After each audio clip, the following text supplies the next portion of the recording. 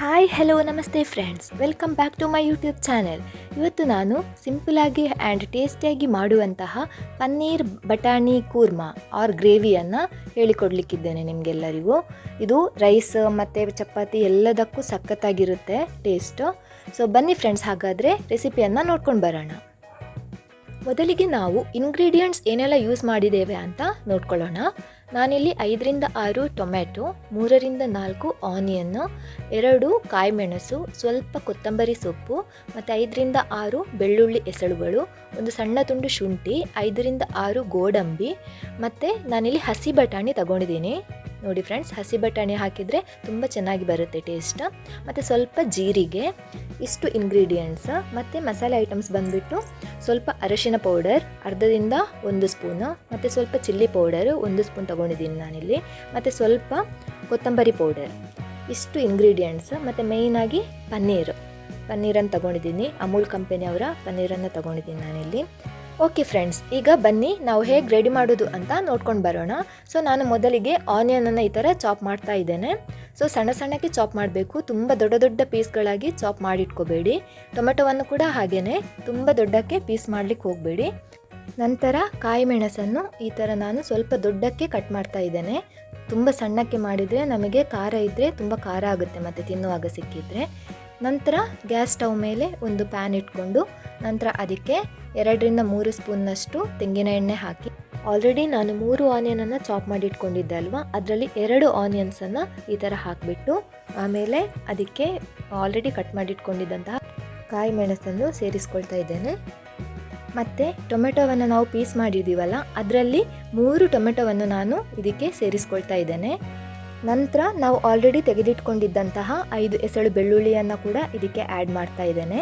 ಆಮೇಲೆ ಇದಕ್ಕೆ ಸ್ವಲ್ಪ ಉಪ್ಪು ಹಾಕಿ, ಇಲ್ಲಿ ನೋಡಿ 1 ಸ್ಪೂನ್ ಉಪ್ಪು ತೊಗೊಂಡಿದ್ದೀನಿ ನಾನಿಲ್ಲಿ. ಸೊ ಅಷ್ಟು ಉಪ್ಪು ಹಾಕಿಬಿಟ್ಟು ನಾವಿದನ್ನು ಟೊಮೆಟೊ ಮತ್ತು ಆನಿಯನ್ನ ಸ್ವಲ್ಪ ಫ್ರೈ ಆಗುವಷ್ಟು ಹೊತ್ತು, ಅಂದರೆ ಸ್ಮೂತ್ ಆಗುವಷ್ಟು ಹೊತ್ತು ಸ್ವಲ್ಪ ಫ್ರೈ ಮಾಡ್ಕೋಬೇಕು. ನೋಡಿ ಫ್ರೆಂಡ್ಸ್, ಈಗ ಟೊಮೆಟೊ ಮತ್ತು ಈರುಳ್ಳಿ ಇಷ್ಟು ಸ್ಮೂತಾಗಿದೆ. ನೋಡಿ, ನೀವು ನೋಡ್ತಾ ಇರ್ಬೋದು, ಸ್ಮೂತಾಗಿ ಬಂದಿದೆ. ಆಮೇಲೆ ಇದನ್ನು ಸ್ವಲ್ಪ ಹೊತ್ತು ಆರಲಿಕ್ಕೆ ಬಿಟ್ಟು ಆಮೇಲೆ ಈ ಥರ ಮಿಕ್ಸಿ ಜಾರ್ಗೆ ಆ್ಯಡ್ ಮಾಡ್ತಾ ಇದ್ದೇನೆ.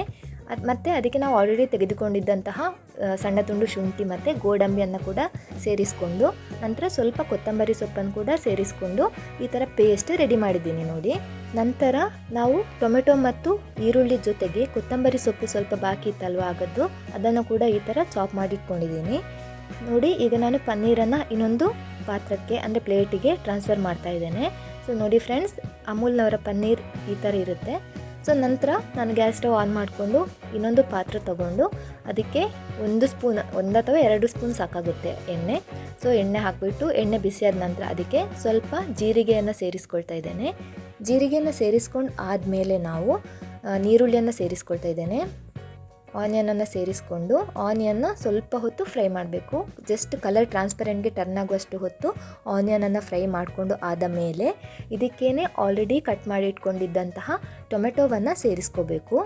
ಆಮೇಲೆ ನಾವು ಆಲ್ರೆಡಿ ರೆಡಿ ಮಾಡಿ ಇಟ್ಕೊಂಡಿದ್ದೀವಲ್ವ, ಸಾಲ್ಟ್ ಮತ್ತು ಸ್ವಲ್ಪ ಅರಿಶಿನ ಪೌಡರ್, ಚಿಲ್ಲಿ ಪೌಡರ್ ಮತ್ತು ಕೊತ್ತಂಬರಿ ಪೌಡರ್, ಇಷ್ಟನ್ನು ನಾವು ಇದಕ್ಕೇನೆ ಡೈರೆಕ್ಟಾಗಿ ಆ್ಯಡ್ ಮಾಡಿ ಚೆನ್ನಾಗಿ ಮಿಕ್ಸ್ ಮಾಡ್ಕೋಬೇಕು ಇದ್ರ ಜೊತೆ.